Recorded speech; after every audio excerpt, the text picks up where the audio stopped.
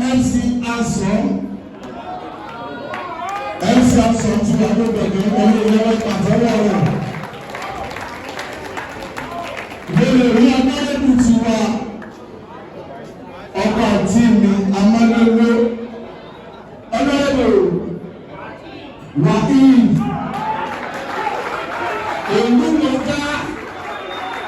ìlú mọ̀ká pèsèntà lẹ́yìn ìlú mọ̀ká amálẹ́bù káàkiri àgbáyé ẹ̀yìn wọn ní pàtẹ́wọ́ torí tí nínú ìlú mọ̀ká bí wà olùsáyé bẹ́ẹ̀ ní gbàgbọ́ bọ̀wọ́ tó mọ́ sọ fún yín Alhaji Saheed Babatunde mọ̀wọ́ mọ̀lẹ̀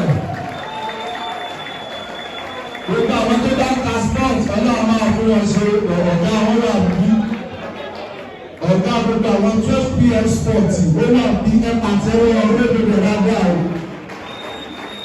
Ẹ̀sọ́ pé o sà ẹ̀sọ́ pé o sà ẹ̀rí ambassador ẹ̀sọ́ pé ambassador ẹ̀sọ́ pé Nigeria ẹ̀sọ́ pé Hubei. Ladies and gentlemen, join us together for Takromade.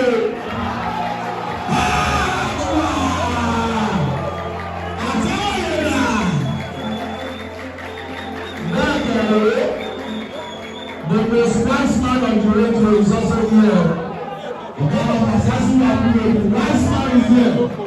I tell you what, happy electorate.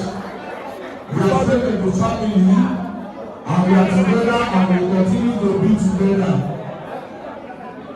And now we're going to go to Honorable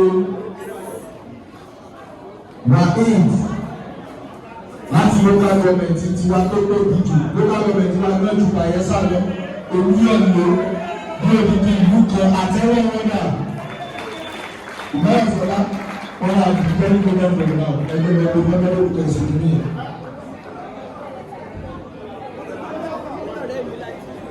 Ladies and gentlemen,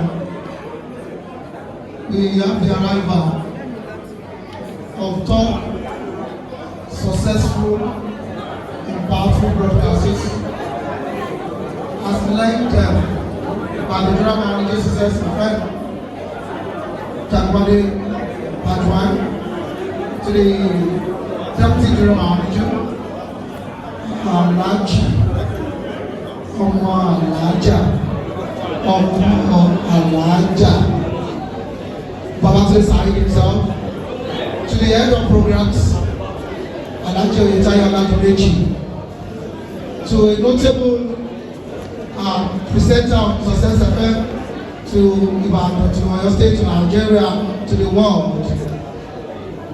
Head of Yoruba News himself, Asase, and the other head of the Committee of Communication and Information at the Oyo State House Assembly, 10th Assembly, Honorable Farid Akitayo Imoka presenter, you are welcome. Before you came in, Mama láti pé ní wọn kì í ṣe ìlú mọ̀ká pé àgbáyé mọ̀ká ni. All right. Permit me, before you arrive, we've been receiving donations from people, and I know you are always a supporter of good things. And I don't want to jam this frequency, but we need to do it because you are standing by me. We just have one of our matrons from the United States of America, Mrs. Ronke Yusuf. Wọ́n ṣe òbí láti US nítorí program yọ lè ṣe wá. Ẹ̀rí rẹ̀ mú ẹ pàtẹ́wọ́ fún wọn. Àwọn náà tún ṣe bí ẹni bẹ̀rẹ̀ ṣe é ṣe látàárọ̀. Mrs. Ronke Yusuf, we welcome her. Audrey from the United States of America. Mommy, Mami Ronke Yusuf, ẹ bá ní kí ìjẹ́ ká ẹ jókòó. Ṣé tí ẹ rí ìṣòwò yìí ṣe láìpẹ́? Mami Ronke Yusuf, ṣé tí ẹ rí àwọn àkàndá tí wọ́n sì fẹ́ lọ lẹ́pẹ̀ẹ́ ṣe láìpẹ́ ẹ̀? Kò dẹ̀ sí èèyàn kan tó lè dá gbogbo ayé ṣe. Ní gbogbo nǹkan ìrànlọ́wọ́ ló tóbi jù. béèrè ìrànlọ́wọ́ nígbà tó fẹ́ dá ayé àtọ̀run. Bẹ́ẹ̀ni. Ó ní ẹ wá. Ẹ jẹ́ ká dá èèyàn. Ẹ jẹ́ ká dá èèyàn. Ní àwòrán ara wa. Ó gẹ́gẹ́ béèrè ìrànlọ́wọ́. So Ọlọ́run béèrè ìrànlọ́wọ́ ẹ wá ẹja dé èèyàn láwòrán ara wa. Kò sí tó tóbi tó lọ lọ́wọ́. Wọ́n rán mi kí tó ṣe é. Ṣùgbọ́n people have been embracing and supporting. Wọ́n ti ṣe iṣẹ́ tó dé. God bless you, man. For life to be part. Mr. Benzo, I don't know if you like to speak to the microphone, but I don't know if I can bring the account details to you for your support. Ẹ fún wọn lápá nọ́mbà yẹn, mọ mi Ajá.